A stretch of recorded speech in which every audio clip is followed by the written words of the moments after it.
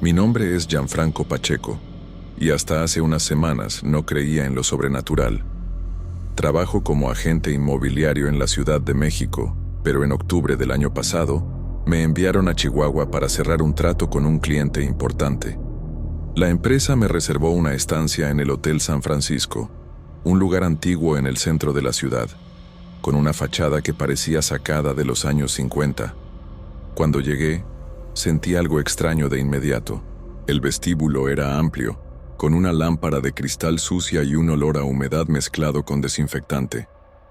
El recepcionista, un hombre mayor de ojos hundidos, apenas me saludó al entregarme la llave de la habitación 317. El elevador era pequeño y rechinaba como si estuviera a punto de caer en cualquier momento. Cuando llegué a mi piso, los pasillos estaban vacíos, iluminados por luces amarillentas que parpadeaban de vez en cuando. Mi habitación era sencilla: una cama dura, un armario de madera oscura y una ventana que daba a un patio interior oscuro. La primera noche fue tranquila, pero en el segundo día comencé a notar cosas extrañas.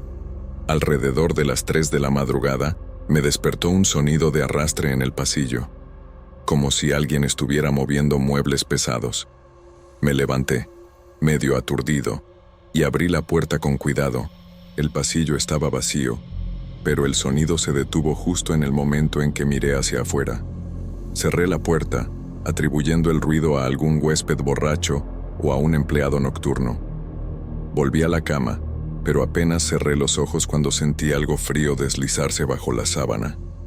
Antes de que pudiera reaccionar, una fuerza tiró de mis pies con violencia, como si unas manos invisibles intentaran arrastrarme debajo de la cama. Grité y me sacudí, dando patadas al aire hasta que la sensación desapareció. Encendí la luz con las manos temblorosas. No había nada ahí, pero cuando miré mis tobillos en el espejo del baño, vi marcas de dedos moradas, como si alguien me hubiera sujetado con fuerza.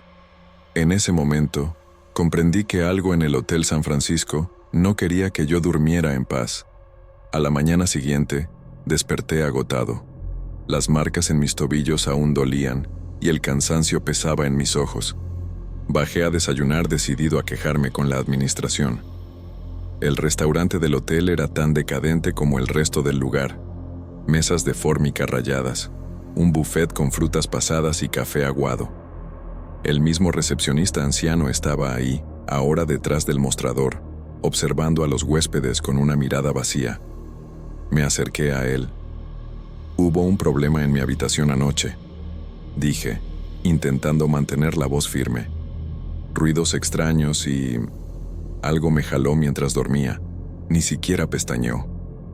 «Debe haberlo soñado», respondió dándome la espalda para acomodar unas llaves oxidadas. «El Hotel San Francisco es tranquilo». No era la respuesta que esperaba. Miré a mi alrededor, buscando a algún gerente o empleado que estuviera más dispuesto a escucharme, pero el lugar parecía abandonado. Entonces, decidí que me iría. Volví a la habitación, hice mi maleta y llamé a la oficina en Chihuahua, explicando que necesitaba cambiar de hotel. Pero fue ahí cuando las cosas se complicaron. «Lo siento, Gianfranco», respondió mi jefe, impaciente. «La reservación se pagó por adelantado y el presupuesto no cubre otro lugar. Además, el cliente quiere la reunión mañana en el centro. Vas a tener que aguantar 2 noches más». Colgué el teléfono con rabia. 2 días. Solo tenía que aguantar 2 días. Esa noche, dejé todas las luces encendidas y puse una silla bajo la manija de la puerta, como si eso pudiera protegerme. Me quedé despierto hasta tarde, trabajando en la laptop intentando distraerme. Pero alrededor de las 2 de la madrugada, el cansancio me venció. Fue entonces cuando lo escuché. Un susurro que venía del armario. No eran palabras, solo un murmullo bajo, como si alguien estuviera conversando ahí dentro. Mi cuerpo se paralizó. El armario estaba entreabierto, y en la oscuridad de la abertura, juré haber visto algo moverse. Respiré hondo y, con un impulso de valentía, me levanté y abrí la puerta de golpe. Vacío.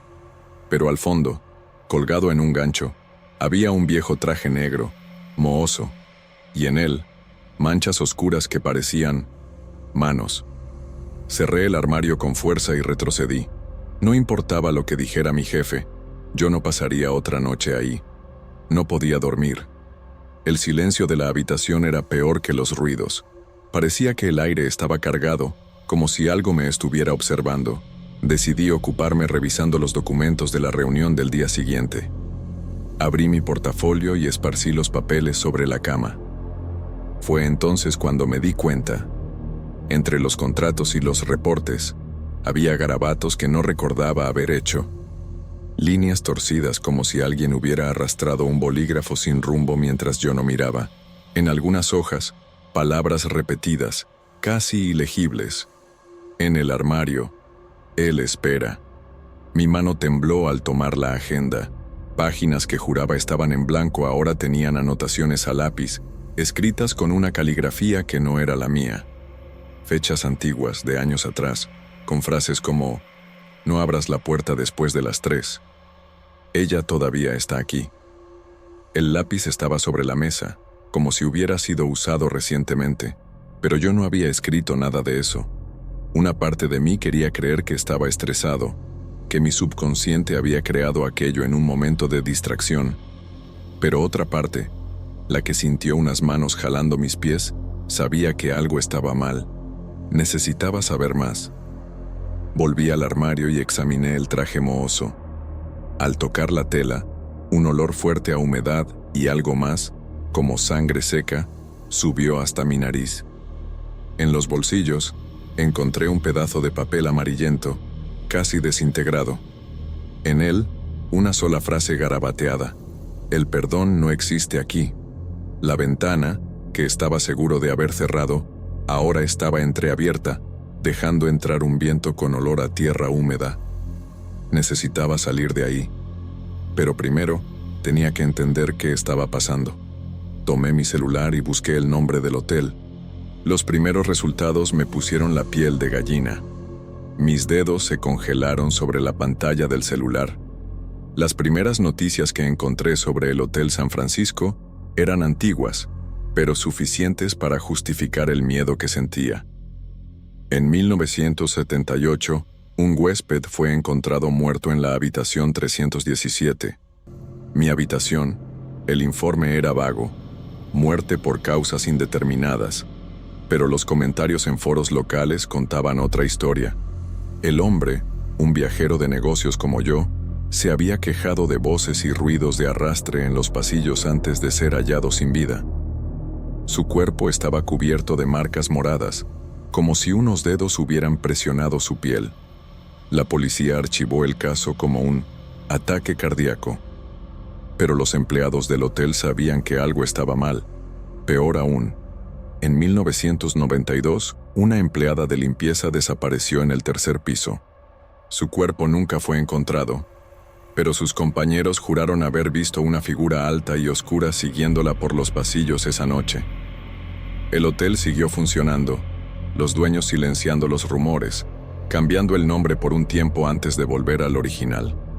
Las muertes y desapariciones eran tratadas como coincidencias, pero yo sabía la verdad. Algo habitaba ese lugar. Y ahora, yo era el siguiente. El viento de la ventana aumentó, haciendo que las cortinas viejas se agitaran como fantasmas. El bolígrafo sobre la mesa rodó solo, cayendo al suelo con un clic bajo. Cuando me agaché para recogerlo, vi algo rayado en el piso, casi escondido debajo de la cama. «Sal ahora». No era una sugerencia, era una advertencia. Tiré mis cosas en la maleta apresuradamente, con las manos sudando mientras me preparaba para huir. No importaba lo que dijera mi jefe, no importaba el costo, no pasaría otra noche ahí. Pero cuando abrí la puerta de la habitación, el pasillo ya no estaba. En su lugar, solo había una pared sólida, vieja, con un papel amarillo pegado en ella. Ya deberías saberlo, nadie sale. Mi corazón latía tan fuerte que sentía las venas palpitar en las sienes. Toqué la pared que bloqueaba el pasillo. Era sólida, áspera, como si siempre hubiera estado ahí. El papel amarillo con el mensaje se despegó lentamente y cayó al suelo. Regresé a la habitación en pánico, buscando otra salida. La ventana. Tenía que ser la ventana. Corrí hacia ella y miré hacia abajo. El patio interior estaba oscuro, pero se alcanzaba a ver el suelo de piedra, 3 pisos abajo. Una caída de esa altura podría romperme las piernas, pero era mejor que quedarme ahí. Estaba apoyándome en el alféizar cuando escuché el ruido. El armario se abrió solo. Esta vez, el traje negro ya no estaba colgado. Mi cuerpo se congeló. No pensé. Salté. La caída fue más corta de lo que esperaba, y más dolorosa. Mis pies tocaron el suelo primero, seguidos por un golpe sordo en la espalda. El dolor estalló en mis tobillos, pero me obligué a levantarme, arrastrándome hacia la salida del patio. El hotel quedó atrás, silencioso, como si nada hubiera pasado. A la mañana siguiente, con los tobillos hinchados y el corazón aún acelerado, fui directo a la comisaría. El policía que me atendió escuchó mi historia con escepticismo, pero cuando mencioné la habitación 317, su rostro cambió. «Eres el 4º huésped de este año en reportar esto», dijo, bajando la voz. «El hotel está marcado para demolición el próximo mes. Nadie debería estar hospedado allí». Saqué mi teléfono y revisé la reserva. El correo electrónico que mi empresa me había enviado ya no existía. El Hotel San Francisco había estado cerrado durante 6 meses. A veces todavía me despierto en medio de la noche, con la sensación de dedos fríos envolviendo mis tobillos. Cambié de trabajo. Ya no podía entrar en edificios antiguos sin que el sudor frío resbalara por mi espalda. Los médicos dijeron que mi tobillo nunca sanará correctamente. La fractura de esa noche dejó una secuela permanente, al igual que las marcas moradas que siguen apareciendo de vez en cuando, sin explicación. Me mudé a un apartamento nuevo, moderno, sin armarios de madera oscura. Pero hasta hoy, cuando recibo correos electrónicos de reservas de hotel, los borro antes de siquiera abrirlos. Lo peor no es el miedo, es saber que en algún lugar, el Hotel San Francisco todavía está en pie, con su pasillo del 3er piso esperando al próximo huésped. Mi nombre es Homer Alonso, y en 1999 yo era un estudiante de medicina en Chihuahua. El dinero no sobraba, así que cuando vi el anuncio de una casa antigua en el barrio Santo Niño, por un precio irrisorio, no lo pensé 2 veces. El corredor me advirtió que el lugar tenía historia, pero no le presté atención. Historias en cada rincón de Chihuahua hay. La casa era pequeña, de ladrillos rojizos ya descoloridos por el tiempo, con un jardín seco y una puerta de hierro que crujía.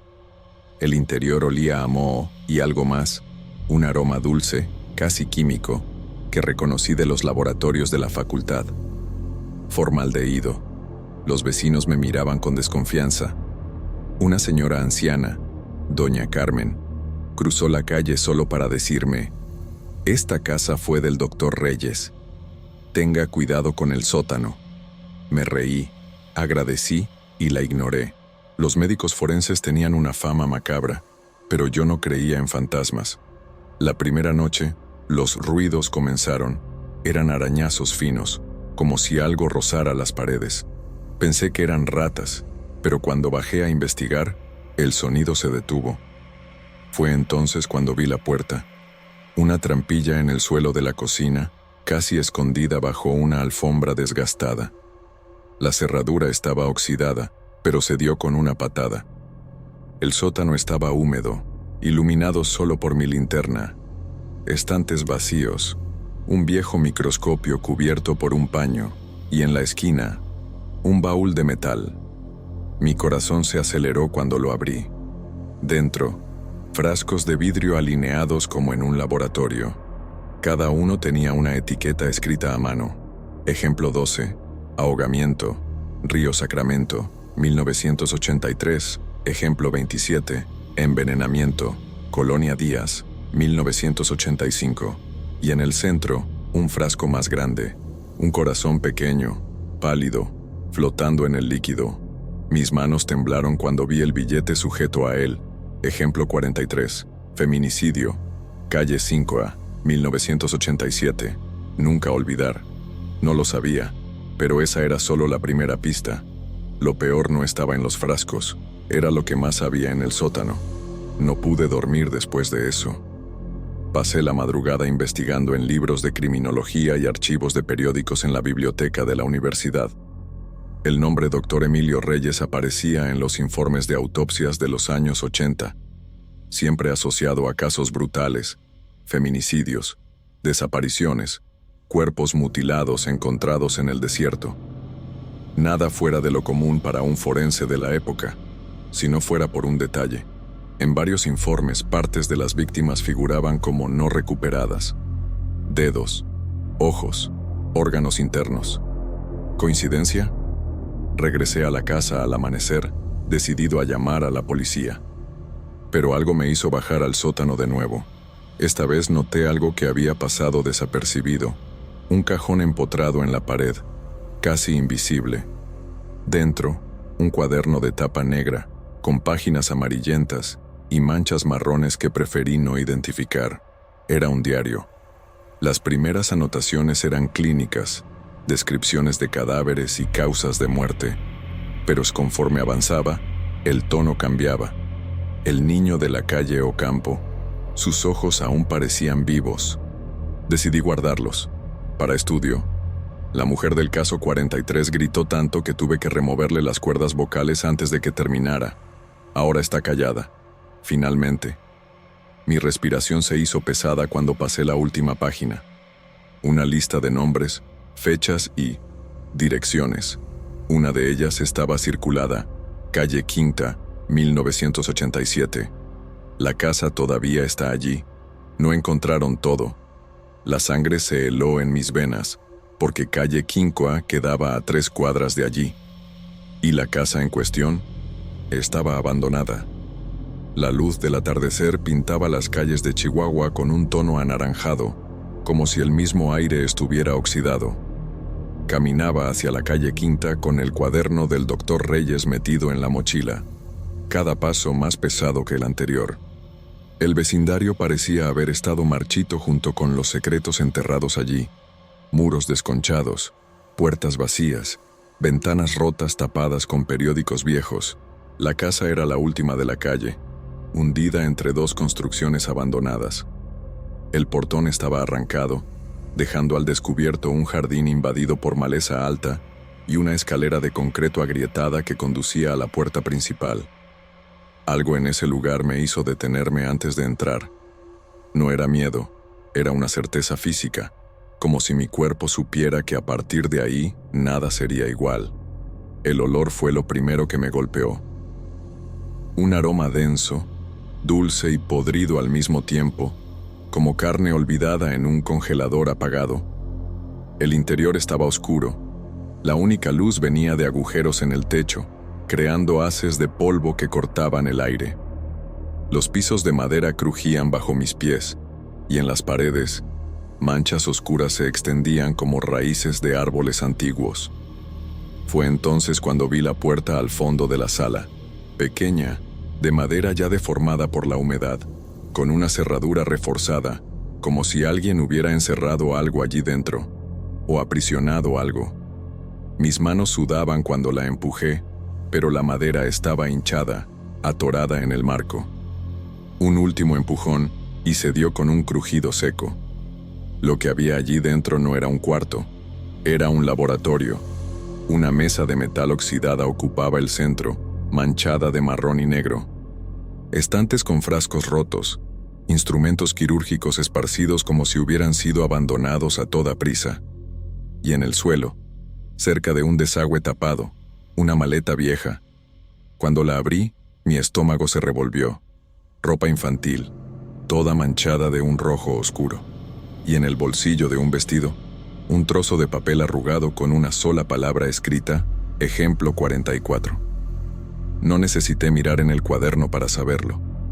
El Dr. Reyes no se había detenido en ese baúl en mi sótano. Él había dejado un trabajo incompleto. Decidí que el mundo debía saberlo. Tomé el cuaderno, fotografié los frascos y la maleta con la ropa infantil. Fui a la redacción de El Heraldo de Chihuahua, el periódico más grande de la ciudad. El reportero que me atendió, un hombre de mediana edad con ojos cansados, escuchó todo en silencio. Cuando le mostré las fotos, su rostro perdió el color. «Esto no va a salir en el periódico», dijo, devolviendo los papeles como si estuvieran contaminados. «¿Por qué no? Son pruebas de crímenes». Miró a su alrededor antes de responder, voz baja, porque el doctor Reyes no trabajó solo. Antes de que pudiera cuestionarlo, se levantó y se fue. 2 días después, mi teléfono sonó. «¿Homer Alonso?» Una voz femenina, demasiado suave para lo que vendría después. «Estás perturbando cosas que no deberías. El trabajo del doctor no fue un crimen, fue un sacrificio necesario». Colgué de inmediato, pero los mensajes empezaron a llegar. Correos electrónicos anónimos con fragmentos de textos religiosos distorsionados, fotos de rituales con velas negras alrededor de símbolos que recordaban el dibujo de órganos humanos. Y lo más perturbador, una foto mía tomada frente a la casa de la calle 5A, con la leyenda «¿El ejemplo 45 está listo?». Fue entonces cuando me di cuenta. Los discípulos del doctor Reyes aún existían y sabían dónde vivía. Esa noche escuché pasos en el techo. Alguien dejó un paquete en mi puerta. Dentro, un frasco de formol, vacío. La policía nunca llegó a tiempo. Cuando abrí la puerta a la mañana siguiente, la casa estaba invadida por un silencio pesado, como si el aire hubiera sido succionado de ella. Las ventanas, que estaba seguro de haber cerrado, estaban entreabiertas. Y en el centro de la sala de estar, sobre la mesa de café, había un nuevo frasco. Esta vez no estaba vacío. Dentro, flotando en el líquido ámbar, un ojo humano. Mi reflejo se distorsionaba en el vidrio, pero se podía ver la iris marrón, la vena roja en el blanco. Y el detalle que hizo temblar todo mi cuerpo, una pequeña cicatriz en el párpado superior. Era igual a la mía. El billete adjunto estaba escrito en letras cuidadosas. Ejemplo 45. Suicidio. Calle Quinqua, 1999. El ciclo se completa. Corrí hacia el teléfono, pero la línea estaba muerta. Cuando me giré, vi sombras moviéndose afuera de las ventanas. Figuras encapuchadas, inmóviles como estatuas, observando. No intentaron entrar. No lo necesitaban. Yo ya estaba donde querían. Tomé el cuaderno del doctor Reyes y hojeé las páginas finales con los dedos temblorosos. Ahí, en letras diminutas, estaba el verdadero propósito de su colección. Los elegidos entregan sus partes en vida para que la muerte no los reclame por completo. El último espécimen debe ser voluntario. Solo así el conocimiento cruzará el velo. Entonces entendí por qué la policía nunca investigó a fondo, por qué los periódicos se negaron a publicarlo. El doctor Reyes no era un monstruo solitario, era el líder de algo mucho más antiguo y mucho más profundo, y yo me había convertido en parte de ello. Cuando la sirena de la ambulancia finalmente llegó, encontraron la casa vacía. El baúl en el sótano, abierto, con un nuevo frasco añadido a la colección. En la mesa de la cocina, el cuaderno estaba abierto en la última página, donde una nueva entrada había sido escrita con una letra diferente. Ejemplo 45. Aceptación. El discípulo se convierte en maestro. En la calle 5A, hasta hoy brilla una luz tenue en el sótano de la casa abandonada. Dicen que a veces se pueden ver siluetas entrando y saliendo, cargando pequeñas cajas, pero nadie nunca investiga. En Chihuahua, algunos secretos son enterrados vivos. Hoy vivo bajo otro nombre, en un lugar donde el desierto es aún más vasto y las casas están separadas por kilómetros. Mis noches son interrumpidas por la misma pesadilla. Aquel frasco con el ojo que me miraba y la voz del doctor Reyes susurrando. Lo documentaste tan bien, ahora eres documentado. Cambié todo, apariencia, profesión, incluso mi caligrafía. Trabajo como asistente en un pequeño hospital rural lejos de morgues o salas de autopsia. Pero algunas cosas no desaparecen. El olor a formol todavía me hace querer vomitar. Los niños con vestidos rojos me paralizan en el lugar. Y cada vez que un paciente muere bajo mi cuidado, reviso obsesivamente los registros para asegurarme de que todas las partes estén ahí. Todavía me encuentran, a veces. La policía de Chihuahua cerró el caso como un accidente, después de encontrar mi coche abandonado cerca de un barranco, con una nota de suicidio falsificada en su interior. Para el mundo, Homer Alonso está muerto. Pero yo sé la verdad. Muertos están los que dejan de ser útiles. ¿Y yo? Me convertí en el archivista. Cada vez que un cuerpo desaparece en los alrededores, o cuando los noticieros hablan de otro feminicidio con mutilaciones ritualísticas, añado un nuevo recorte a mi cuaderno escondido bajo las tablas del suelo. El doctor Reyes tenía razón sobre algo. Algunos crímenes no se olvidan, se coleccionan.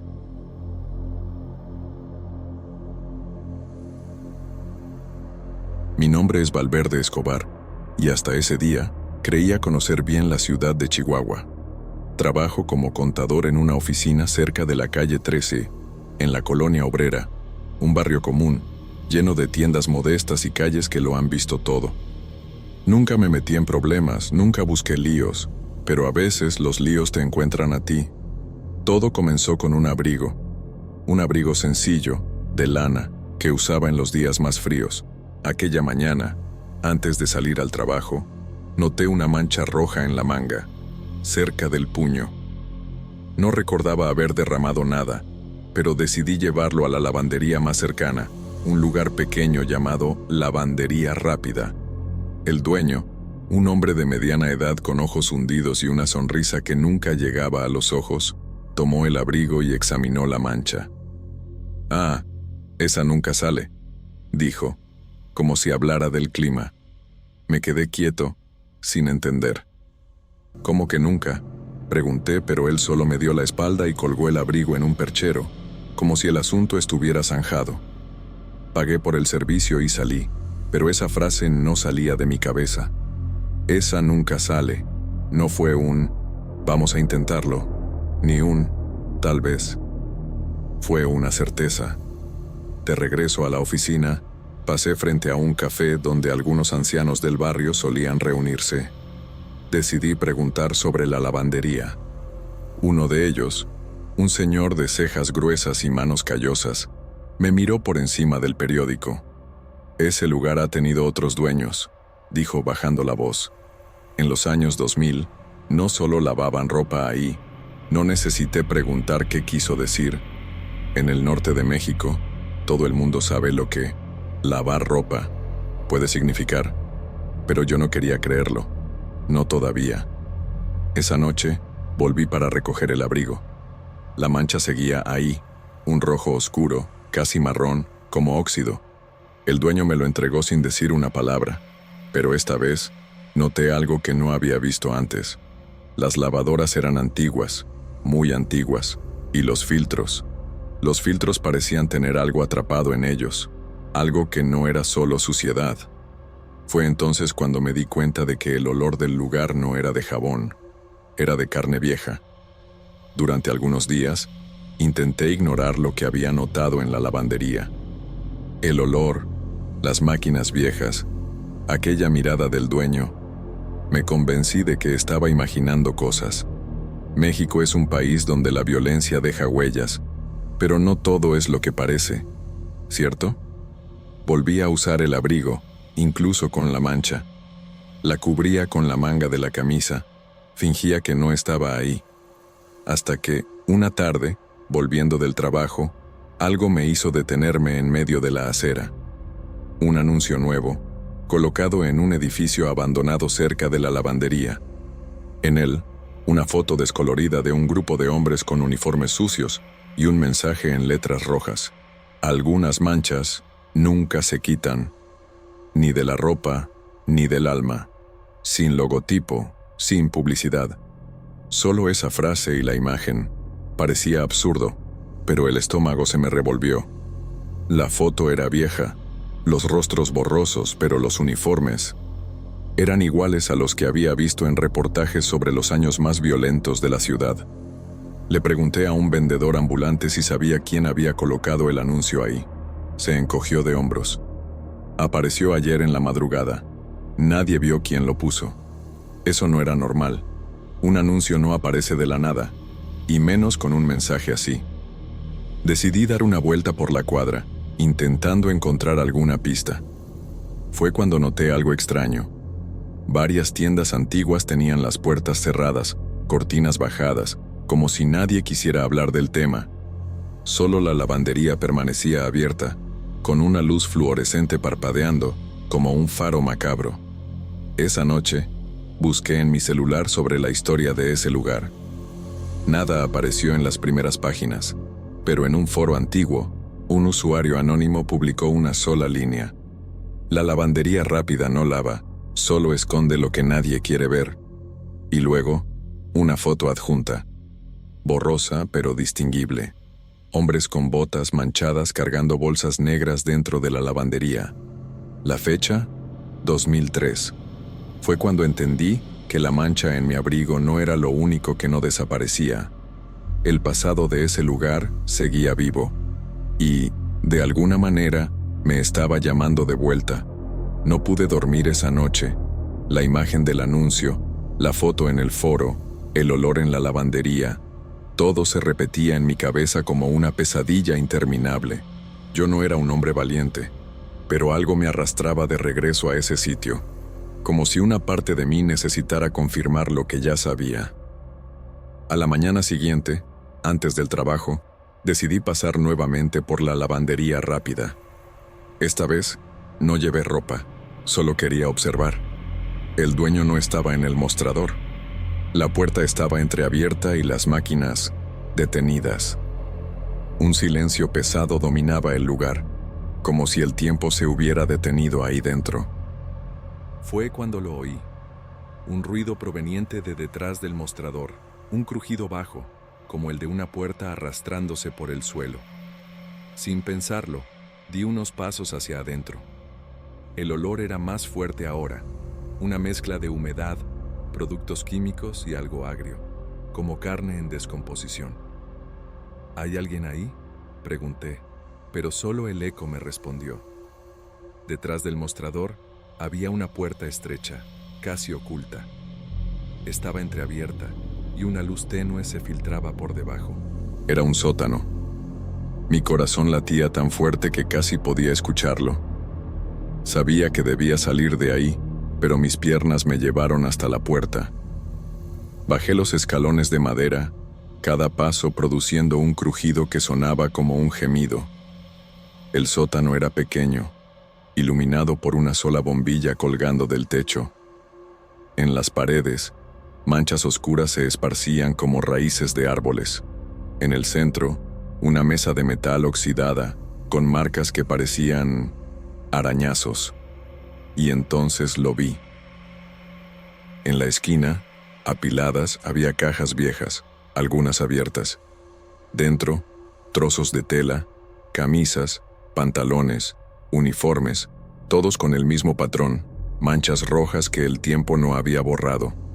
Pero lo peor no eran las ropas, eran los filtros, varios de ellos, sacados de las lavadoras, amontonados en un rincón. Algunos aún tenían pedazos atrapados, hilos oscuros, como cabello, y restos secos que no eran de jabón. Una mosca se posó en uno de ellos, y fue entonces cuando noté el zumbido bajo en el aire. Estaban por todas partes. Casi tropecé en los escalones al subir corriendo. La puerta del sótano se cerró de golpe detrás de mí, y cuando me giré, el dueño estaba ahí, parado en el mostrador, como si nunca se hubiera movido. Sostenía mi abrigo.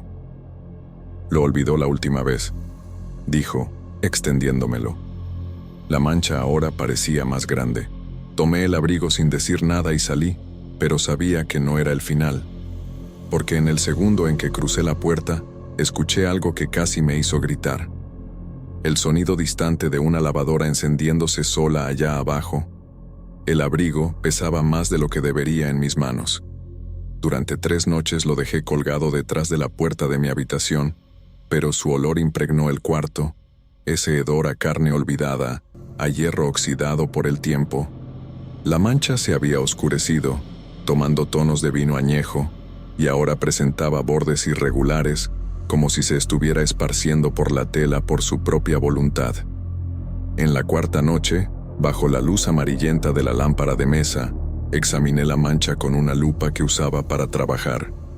Lo que parecía ser simple suciedad resultó ser una capa de residuos cristalizados, minúsculos fragmentos negros incrustados en la trama de la tela. Al frotar el pulgar sobre la superficie, sentí decenas de puntas ásperas, astillas de hueso, tal vez, o cartílago seco. Fue entonces cuando encontré el hilo. No pertenecía al abrigo. Era más grueso, ennegrecido, y cuando lo tiré con los dedos, trajo consigo un fragmento pegajoso que no era tela, no era hilo. Era materia orgánica, reseca, pero inconfundiblemente carne humana. Mis manos temblaron al envolver el pedazo en un pañuelo de papel, mientras mi estómago se contraía en una náusea profunda. A la mañana siguiente, antes de que saliera el sol, me dirigí a la comisaría más cercana. No pensaba hacer una denuncia formal. Quien vive en el norte de México aprende pronto que ciertas puertas es mejor dejarlas cerradas. Pero esperaba encontrar a Ramírez, un viejo compañero de la escuela que ahora trabajaba en la división de homicidios. Él estaba en el estacionamiento, fumando un cigarro con la expresión cansada de quien ya ha visto demasiado. Al verme acercarme con el pañuelo en la mano, su rostro se cerró antes de que abriera la boca. Sacudió la cabeza casi imperceptiblemente, aplastó el cigarro en el suelo y se alejó sin una palabra. Sin embargo, sus ojos lo dijeron todo. No es aquí. No conmigo. No ahora. Cuando regresé a la calle Tresara, la lavandería rápida estaba cerrada, sus puertas selladas con un candado nuevo y brillante. El cartel con los hombres uniformados había desaparecido sin dejar rastro, pero en la acera frente a la tienda, manchas húmedas formaban un camino irregular hasta la alcantarilla en la esquina. El agua que se escurría de la rejilla metálica no era transparente. Tenía un tono rosado, espeso, y traía consigo fragmentos blancos que se acumulaban en el borde. Me arrodillé, ignorando el asfalto húmedo que manchaba mis pantalones. El olor era el mismo que el de mi abrigo, solo que más fuerte, más vivo. Los fragmentos blancos no eran piedras ni basura. Eran trozos irregulares, algunos con bordes lisos y redondeados, otros con grietas longitudinales familiares. Cuando uno de ellos giró lentamente en la corriente, revelando una superficie cóncava y amarillenta, mi cuerpo lo reconoció antes de que mi mente pudiera racionalizar. Eran dientes humanos, desgastados por el tiempo, pero intactos. Corrí hasta vomitar en la cuneta, pero no era miedo lo que me hacía temblar, era ira. La misma ira fría que debió haber llenado esos uniformes años atrás, la misma que ahora me empujaba de vuelta a casa en pasos firmes. Mientras la ciudad despertaba a mi alrededor, ya sabía lo que haría cuando cayera la noche. Las máquinas pudieron haberse detenido, pero su trabajo nunca terminó, y yo estaba dispuesto a descubrir qué más escondían esos viejos filtros. La noche llegó pesada, con un viento cálido que arrastraba bolsas plásticas y papeles por la calle Tresara. Yo volvía a la lavandería equipado con un alicate, una linterna y un machete viejo que mi abuelo había dejado en el rancho. La calle estaba desierta, como si todo el vecindario supiera que ciertos lugares no deben ser visitados después del atardecer. El candado cedió con un crujido seco. El interior de la lavandería estaba más oscuro de lo que recordaba, y el olor ahora era insoportable. Una mezcla de carne podrida con blanqueador envejecido. Las máquinas parecían más antiguas bajo la luz temblorosa de la linterna, sus superficies marcadas por arañazos profundos, como si algo dentro de ellas hubiera intentado escapar. Fui directo al sótano. La puerta rechinó al abrirse, revelando escalones cubiertos por una sustancia negra y pegajosa. Cada paso hacía un ruido húmedo, como si estuviera pisando algo blando.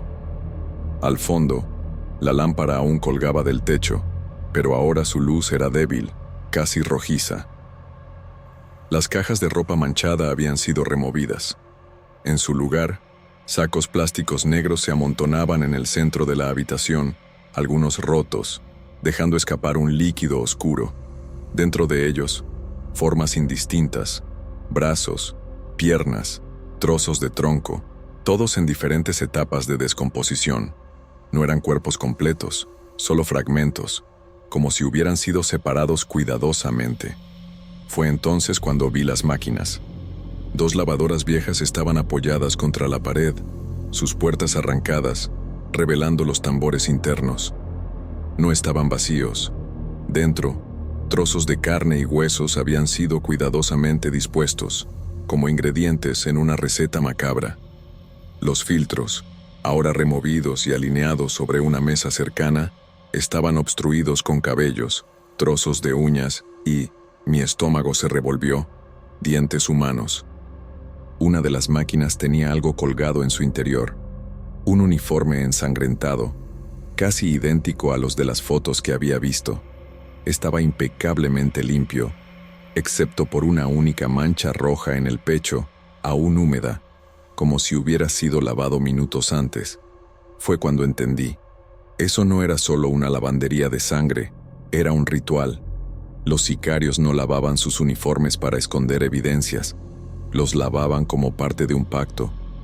Cada mancha que nunca salía era una firma, una maldición cosida en la tela para atar el alma de las víctimas a aquellos que las mataron.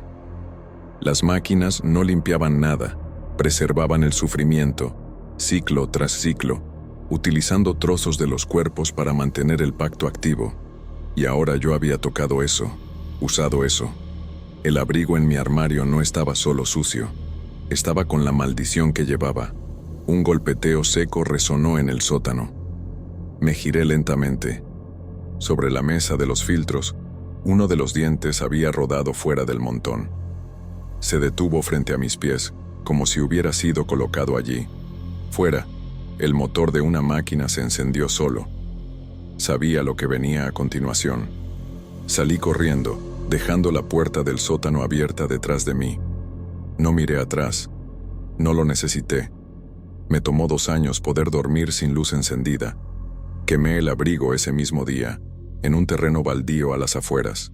Llamé a un sacerdote y a un viejo curandero que conocí en Creel, pero ninguno de los dos quiso acercarse a las llamas.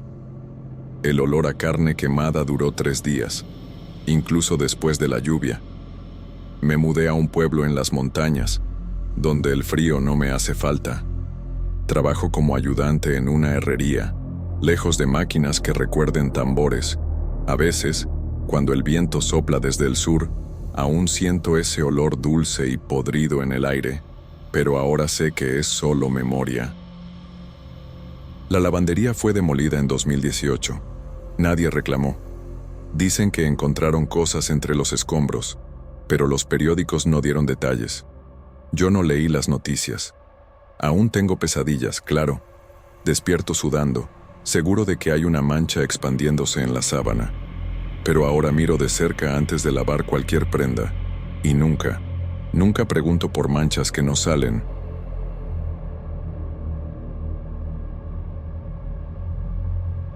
Mi nombre es Tadeo Valladares Mesa, y hasta ese día en el motel El Desierto, pensaba que los lugares embrujados eran cosa de personas impresionables.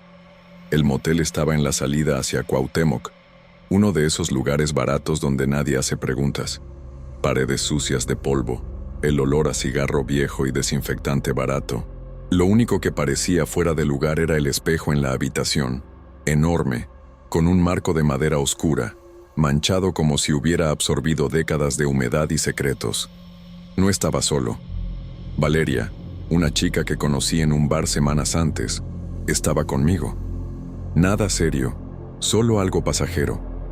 Ella no se dio cuenta cuando mi rostro se congeló, cuando los músculos de mi cuello se tensaron de repente, porque, en el reflejo del espejo, había algo detrás de ella. Una figura pálida, indistinta, como una fotografía descolorida. No se podían ver rasgos, solo una silueta de mujer y los ojos. 2 agujeros oscuros, fijos en mí, como si estuvieran cavando dentro de mi cabeza. Parpadeé y la imagen desapareció. Tratando de convencerme de que fue cansancio, el reflejo de una sombra del pasillo, intenté calmarme. Pero el aire en la habitación había cambiado, como si alguien hubiera abierto una ventana invisible y dejado entrar el frío de la noche. Valeria no notó nada. Ella se rió de algo, y el sonido parecía distante, amortiguado, como si la habitación estuviera llena de algodón. A la mañana siguiente, mientras devolvíamos la llave, el dueño, un hombre de mediana edad con las manos marcadas por cicatrices, me miró un segundo más de lo normal. Fue solo cuando ya me estaba yendo que habló en voz baja, como si no quisiera que nadie más lo escuchara. Ese espejo tiene memoria. Guarda cosas que nadie debería ver. Y entonces, sonrió. No una sonrisa de broma, sino de ese tipo que te hace sentir que ya es demasiado tarde para irte.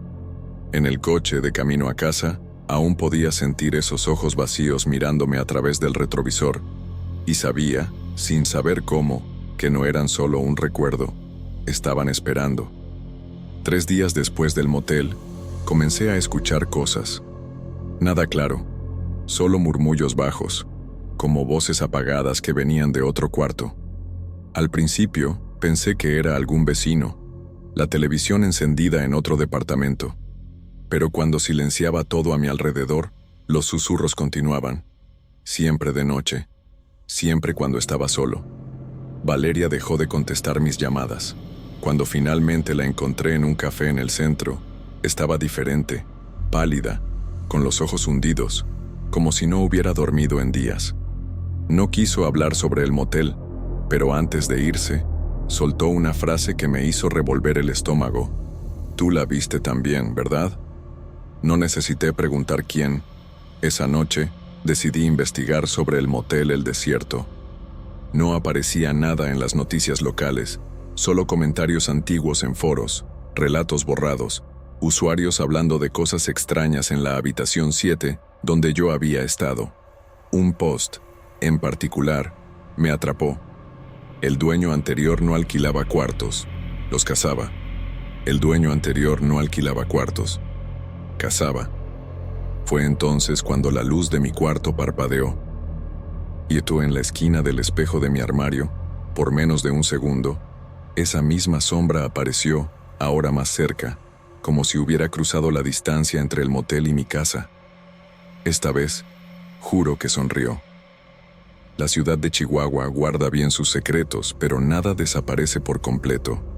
Algunas verdades quedan atrapadas en las paredes, impregnadas en la madera, esperando el momento adecuado para volver a aflorar. No pude mantenerme alejado del motel. Algo me jalaba hacia allí, como si esa figura del espejo hubiera dejado un pedazo de sí misma dentro de mi cabeza. Volví una noche de viento cortante, cuando las calles estaban desiertas y las luces de los postes parpadeaban como velas a punto de apagarse. El motel estaba más decadente de lo que recordaba. El letrero con el nombre faltaba letras, y el aire olía a tierra mojada y gasolina vieja. El dueño no estaba en el mostrador. La puerta trasera, torcida y sin cerrojo, chirrió cuando la empujé. El pasillo detrás de la oficina llevaba a una escalera estrecha, bajando hacia lo que debía ser un sótano. El olor era diferente aquí. Conforme mis ojos se ajustaban a la oscuridad, las formas comenzaron a volverse claras. Bancadas de madera manchadas de negro, ganchos oxidados colgados del techo, y en el suelo, fosas poco profundas cavadas en la tierra, como pequeñas sepulturas. Pero fue la pared al fondo la que me hizo tragar en seco. Marcas de manos, decenas de ellas, algunas tan pequeñas que no podían ser de adultos. No eran pintura. El ladrillo había absorbido algo hacía mucho tiempo, y ahora, bajo la luz temblorosa de mi linterna, las marcas parecían frescas, como si las hubieran dejado allí minutos atrás.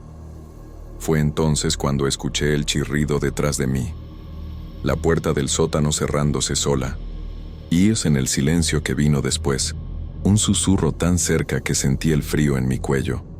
Tadeo. Nadie sabía mi nombre allí. El sótano no era solo un lugar viejo y abandonado, era una carnicería.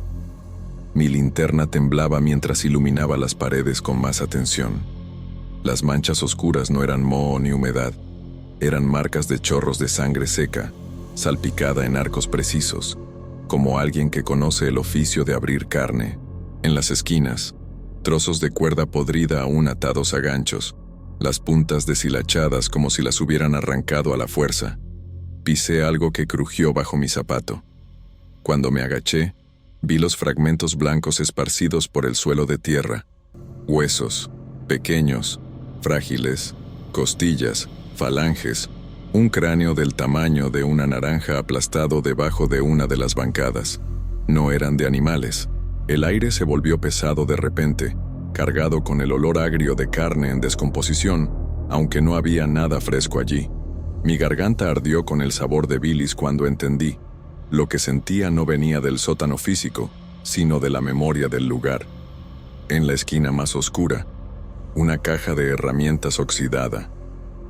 Dentro, cuchillos con hojas dentadas, un martillo con la cabeza manchada y algo que hizo que mi corazón se detuviera. Una vieja cámara Sony de los 90, con el símbolo de un ojo pintado en tinta roja en la tapa. La última cinta aún estaba dentro. Cuando presioné el botón de play, la pantalla estática mostró imágenes temblorosas, mujeres esposadas a esas bancadas, hombres con máscaras sosteniendo objetos punzantes, y lo peor, el antiguo dueño del motel, más joven, sonriendo mientras sostenía un balde debajo del cuerpo convulsivo de alguien, recogiendo lo que escurría con cuidado casi religioso. La voz en la grabación susurraba en español: la sangre es la llave. Los gritos, la ofrenda. La sangre es la llave. Los gritos, la ofrenda. Fue entonces cuando escuché los pasos bajando por las escaleras.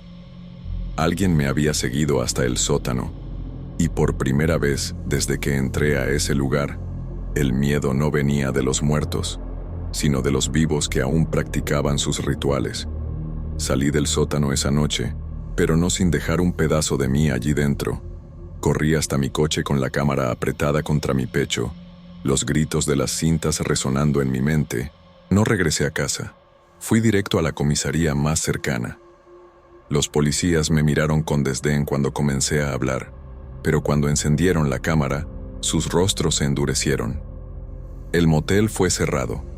El dueño actual desapareció antes de que pudieran interrogarlo. En los periódicos hablaron de restos humanos antiguos y posible vínculo con crímenes no resueltos de los años 90. Nadie mencionó los rituales. Nadie habló sobre el espejo, pero yo sé. Han pasado 5 años desde esa noche. Ahora vivo en otra ciudad, lejos de Chihuahua. La gente piensa que soy solo un hombre callado, de esos que saltan cuando alguien llega por detrás. Nunca me casé. Nunca tuve una relación seria después de Valeria, quien fue encontrada muerta una semana después de nuestro último encuentro, con los ojos arrancados. Oficialmente, fue una sobredosis. Duermo con todas las luces encendidas. Los espejos de mi casa están todos cubiertos con paños oscuros. A veces, cuando estoy a punto de quedarme dormido, escucho el chirrido distante de ganchos de metal balanceándose, y sé que aún están allí, esperando. Lo peor no es el miedo, es la certeza. Porque cuando miro demasiado rápido cualquier superficie reflectante, por un instante, veo ese mismo rostro pálido detrás de mí. Solo que ahora está más cerca. Y sé que un día, cuando menos lo espere, me voy a girar y ella estará mirándome directamente. Mis días se miden en parpadeos. Parpadeo, y por una fracción de segundo, veo la habitación del motel materializarse en mi cuarto. Parpadeo de nuevo y regreso al presente. Así es como vivo ahora, atrapado entre dos mundos, sin saber nunca con certeza en cuál estoy. Las personas desaparecieron de mi vida. Dicen que es difícil convivir con alguien que grita en medio de la noche, que revisa todas las puertas y ventanas 30 veces antes de acostarse. Mi familia me visita una vez al año, siempre con esa mirada de lástima mezclada con miedo.